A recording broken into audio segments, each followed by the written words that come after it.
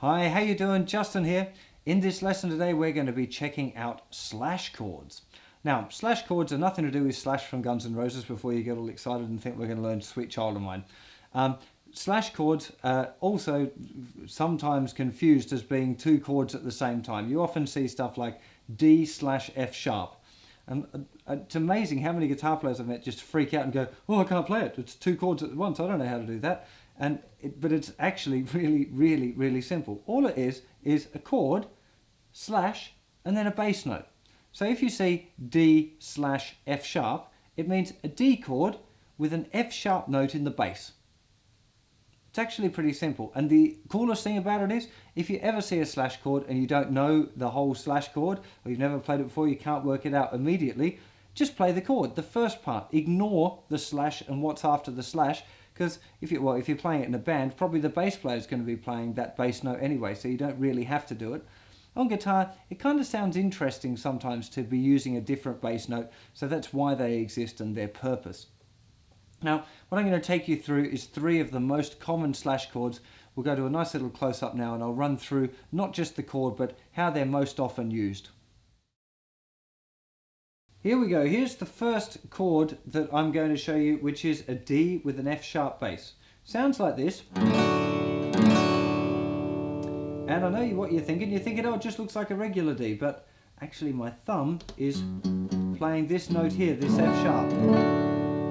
Now, for many of you, doing the thumb over technique is going to be a little bit difficult, so I'm going to show you some alternatives, but this is my personal preference most of the time if I'm playing D with an F sharp bass, is to use my thumb on that bass note.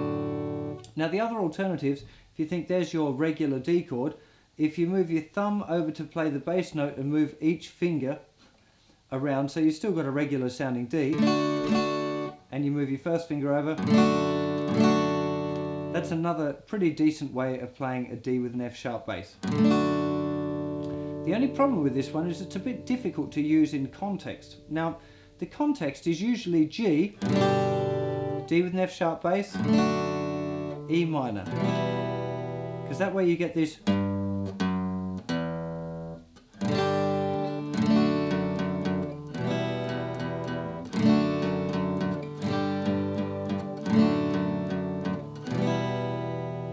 So you can see you there as well using big G. Now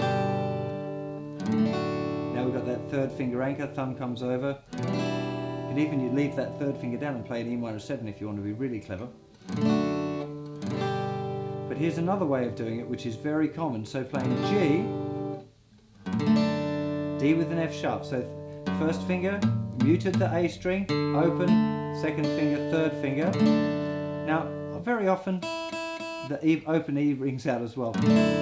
Now it shouldn't, because that really makes it a kind of a D add 9 chord over F sharp or something complicated like that. It doesn't really matter, it's just a D over F sharp. Yeah, accidentally hit the open string and it sounds cool.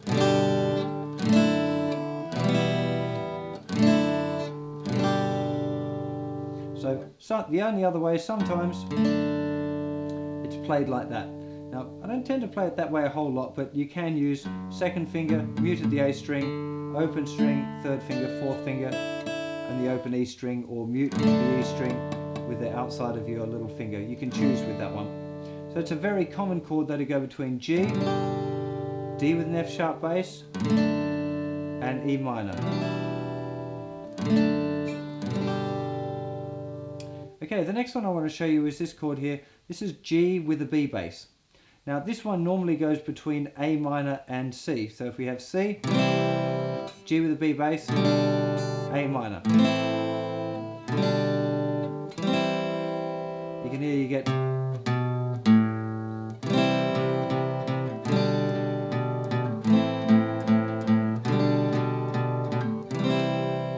And again, there's a few options for playing this one.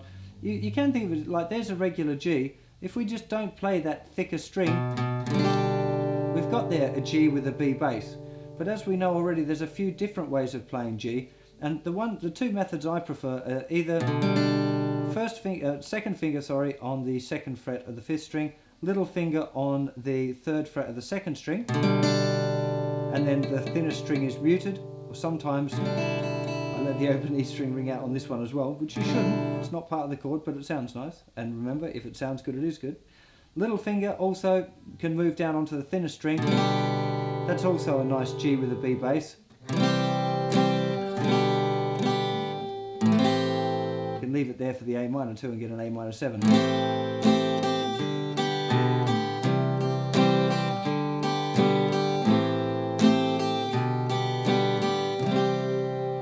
Very cool little sequence. So there's a couple of variations for G with a B bass. Now the last one I want to show you, this is a bit old school. And this is a C chord, but we're adding a G in the bass. So all we're doing is moving our third finger over and whacking our little finger down. And there we have a C/G. I like this one because it's got a really fat, warm sound to it. In fact, you can often substitute this. When it just says C, you can play this chord instead. Really sounds pretty cool, I reckon. So regular C, move that over, little finger goes down. There's your C/G. Now the important thing to remember with slash chords is you can kind of just make them up. You can have any chord with any bass note. So just some examples that I can give you really quickly. Here's an A minor chord. If we put down our little finger here, we could have A minor/C. A minor with a C bass, because that note there's C. Or A minor with a G bass. Is that their note? That there be G, that note there. And then we could have, say, A minor with an F sharp bass. So we'd have to read finger the A minor. So that's still regular A minor, but then we'd have there an A minor with an F sharp bass, also known as F sharp minor 7 flat 5, if you want to impress your friend. And back to A minor. You can really have anything at all. You can have an A chord with a C sharp bass. You could have an A chord with a D bass if you want to really stretch yourself. You can make up anything. And that's the cool thing with these slash chords, is that you can literally make up any one, and people do, and that's how they get pretty cool sounding chords. It comes from piano players because they separate their hands. They have one hand playing bass and one hand playing chords, so it's very easy for them to swap the bass note around. It's a little bit harder for us to do it, but it sounds really effective. So have fun with your slash chords, give them a bit of practice. Practice combining them as well, doing the G, D with an F sharp bass to E minor, and the C, G with a B bass to A minor. That's definitely one of the key things to practice, is linking those other two chords. There'll be some exercises on the website. Go check them out, have fun, and I'll see you for another lesson very soon.